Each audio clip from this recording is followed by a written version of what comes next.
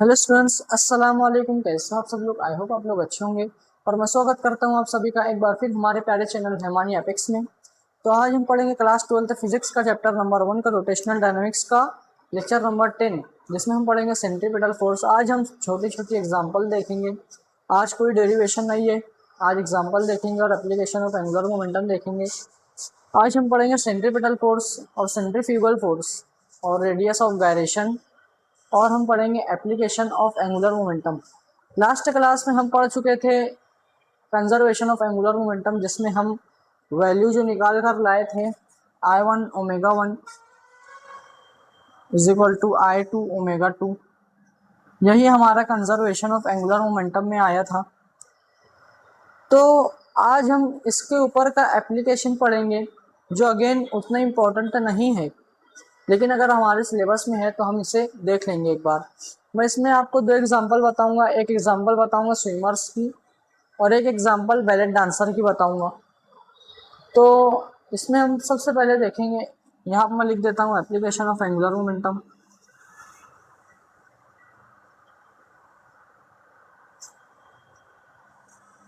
Short में लिखता हूँ एंगुलर मोमेंटम। इसमें हम पहले देखेंगे बैलेट डांसर का। इसमें ये एग्जाम में ज़्यादा आता नहीं और उतना इम्पोर्टेंट भी नहीं है, लेकिन इसके अंदर कंसेप्ट सिर्फ समझ समझ लीजिए आप लोग। मैं सिर्फ यहाँ पर बैलेट डांसर आप कंसेप्ट समझाऊंगा, मैं सिर्फ यहाँ पर कुछ लिखने की ज़रूरत नहीं है। बैलेट डांसर यहाँ पर फर्स्ट एग्जांपल इसकी हो गई। और हम अगर यहाँ पर I is equal to moment of inertia हम देखेंगे तो हमें पता है I is equal to M R square होता है।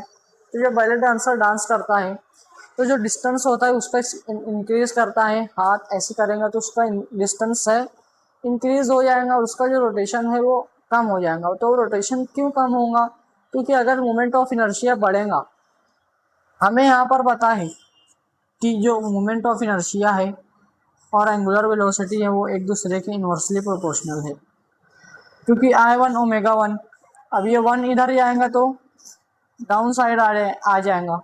तो जो एक दूसरे के इन्वर्सली प्रोपोर्शनल है, मतलब अगर इक्वल्स की साइड को हम हटाएंगे तो डायरेक्टली प्रोपोर्शनल के साइन आ जाएगा। और I1 ओमेगा 1 साथ में है तो ओमेगा 1 को हम इधर रिलीज करेंगे तो इन्वर्सली प्रोपोर्शनल हो जाएगा। मतलब अगर मोमेंट ऑफ इनर्शिया बढ़ेगा तो एंगुलर वेलोसिटी जो है उसका कम हो जाएगा। तो इसीलिए जब ये डिस्टेंस इंक्रीज करता है बैलेट डांसर तो उसका मोमेंट ऑफ इनर्शिया बढ़ जाता है। और जब मोमेंट ऑफ इनर्शिया बढ़ेगा तो उसका एंगुलर वेलोसिटी कम हो जाएगा।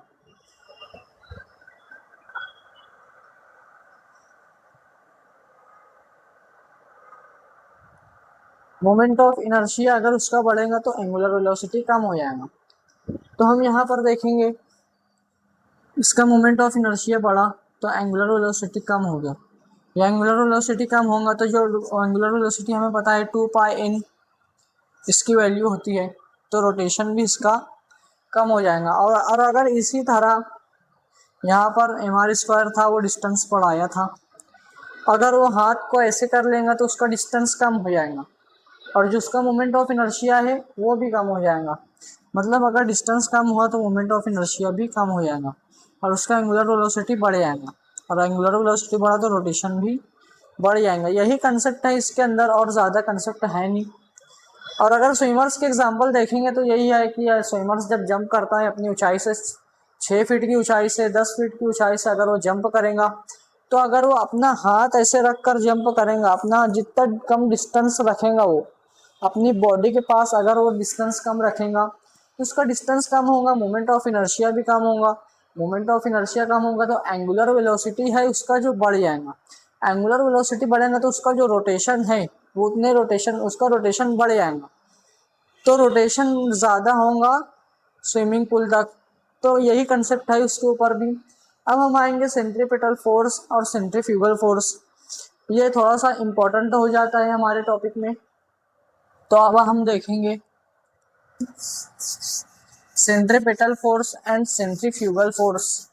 पहले मैं सेंट्रीपिटल फोर्स का एकदम अच्छा डेफिनेशन आपको बताऊंगा, फिर सेंट्रीपिटल फोर्स और सेंट्रीफ्यूगल फोर्स का हम डिफरेंशिएट देखेंगे, ये एग्जाम में पूछ लेता। सेंट्रीपेटल फोर्स और सेंट्रीफ्यूगल फोर्स का डिफरेंशिएट थोड़ा सा इम्पोर्टेंट हो जाता है हमारे लिए एग्जाम पॉइंट ऑफ व्यू के लिए। तो पहले मैं आपको सेंट्रीपेटल फोर्स एकदम अच्छे से उसका डेफिनेशन बताऊंगा।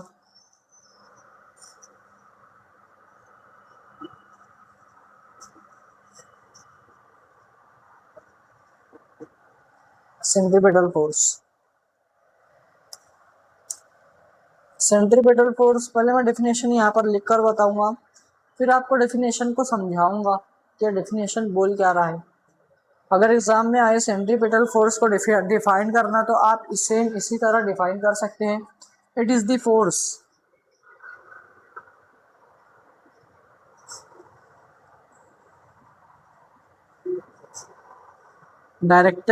directed along the radius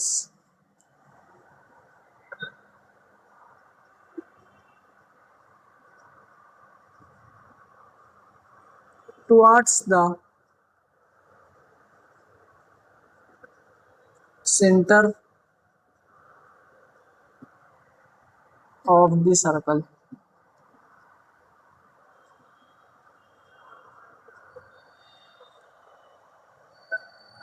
and prevent the body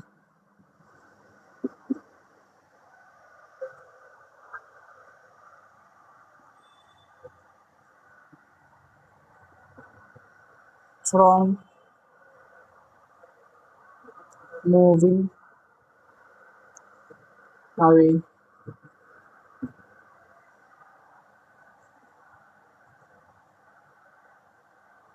from a straight line।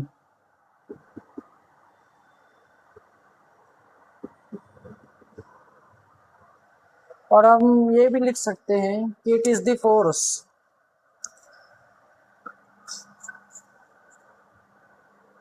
It is the force. यहाँ पे एक और डेफिनेशन में लिख देता हूँ छोटा सा, इट इज द फोर्स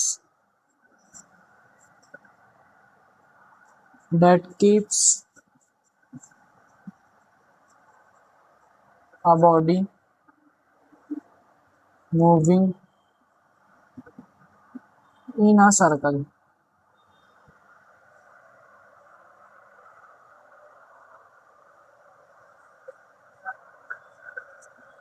एक फोर्स होता है जो बॉडी को सर्कल में मूव कराता है और प्रिवेंट करता है बॉडी को सर्कल से बाहर नहीं जाने देता है। ये सेंट्रीपेटल फोर्स हम उसे ही कहते हैं जो बॉडी को एक सर्कल के अलोंग मूव कराते रहता है और वो बॉडी को प्रिवेंट करता है सर्कल की लाइन से बाहर जाने, जिसकी वैल्यू mv²/r होती है। हम इसे डेरिवेशन में बहुत यूज किए हैं,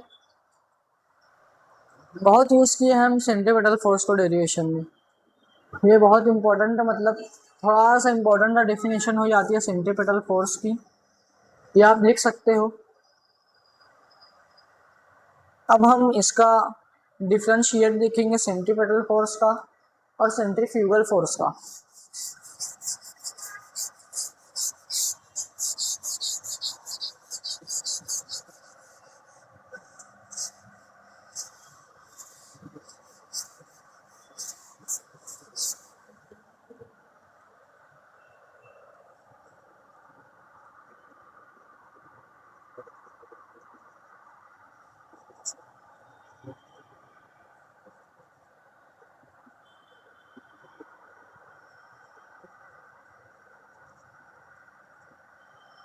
centripetal force and centrifugal force, ये दोनों एक दूसरे के एकदम अपोजिट होते हैं। मैं यहाँ पर दोनों को डिफरेंशिएट करूंगा तो आपको एकदम अच्छे से समझ में आ जाएगा। It is directed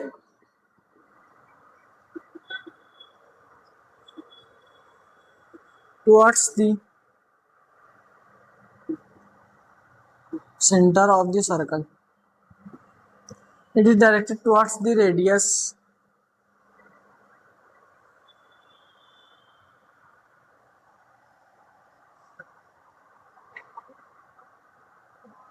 and moving towards the center of the circle।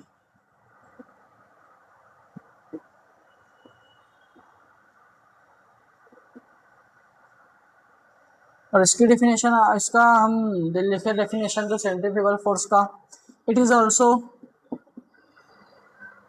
Directed towards the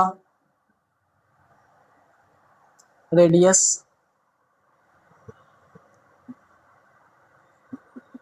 end moving away. ये टुवर्ड्स था, ये अवे होगा, मतलब सेंट्रीपिटल फोर्स पार्टिकल को अपनी तरफ खींचता है और सेंट्रीफ्यूगल फोर्स पार्टिकल को सर्कल से दूर फेंकता है, moving away from the circle.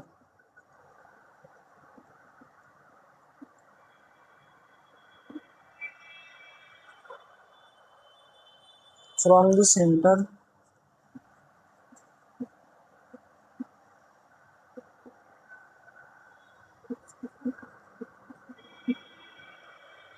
ये एक रियल फोर्स होता है और एक ये स्यूडो फोर्स होता है। स्यूडो मतलब फॉल्स, स्यूडो का मीनिंग होता है फॉल्स। मैं यहाँ पर लिख देता हूँ, it is real force, it is pseudo force. Pseudo का मीनिंग होता है फॉल्स। ये हम उसका डिफरेंशिएशन देख लिए हैं, और अगर हम इसे वेक्टर फॉर्म में अगर रिप्रेजेंट करें तो यहाँ पर माइनस साइन आएगा, यहाँ पर प्लस साइन आएगा, क्योंकि ये अगर ये अट्रैक्ट कर रहा है मतलब सेम डायरेक्शन में फोर्स लगेगा, मतलब सेम डायरेक्शन में फोर्स लगेगा तो अपोजिट होगा, मतलब निगेटिव साइन आएंगी, और अगर अपोजिट डायरेक्शन में फोर्स होगा तो पॉजिटिव आएगा। तो यहाँ पर minus M V square by R, यहाँ पर plus M V square by R, दोनों का सेम रहेगा।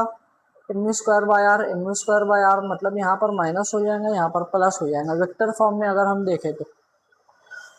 अब हम देखेंगे आज का सबसे इम्पोर्टेंट टॉपिक जो हम देखेंगे, रेडियस ऑफ गायरेशन। ये प्रीवियस ईयर कई बार पूछ चुका है, इसका डेफिनेशन, इसका डायमेंशन 1 या 2 मार्क्स के लिए आता है, वो हम आज देख लेते हैं।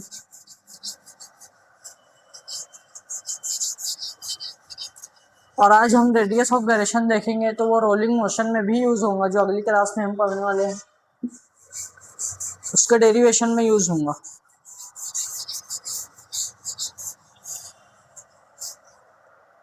तो अब हम देखेंगे आज का last topic, radius of gyration.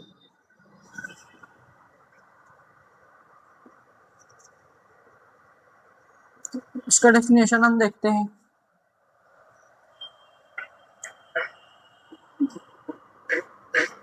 Distance between axis of rotation, मैं स्पीड से लिख रहा हूँ, axis of rotation and centre of body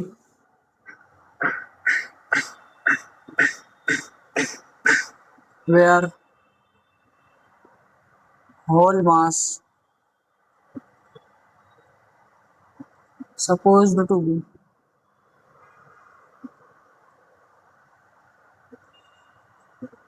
concentrated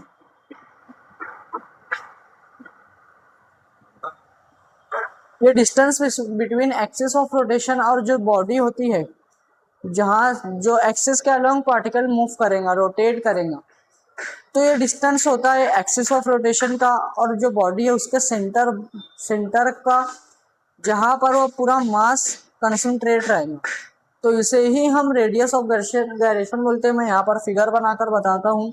ये हमारा एक्सिस ऑफ रोटेशन है,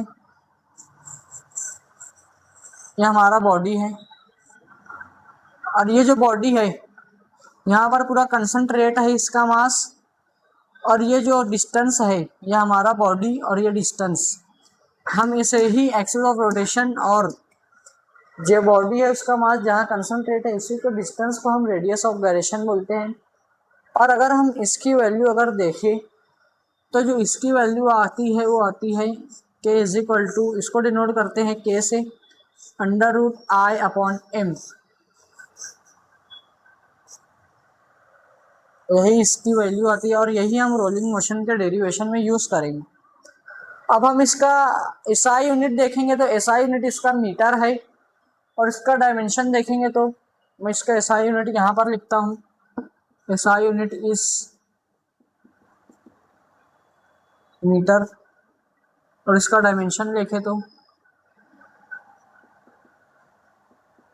L0 M1 T0, यही इसका डायमेंशन है। ये एग्जाम में बहुत इंपॉर्टेंट है। एक मार्क्स के लिए डेफिनेशन पूछ सकता है और अगर 2 या 3 मार्क्स के लिए पूछा तो एसआई यूनिट और डायमेंशन भी ऐड कर सकता है। ये प्रीवियस ईयर कई बार पूछ चुका है और ये बहुत इंपॉर्टेंट टॉपिक है रेडियस ऑफ गायरेशन।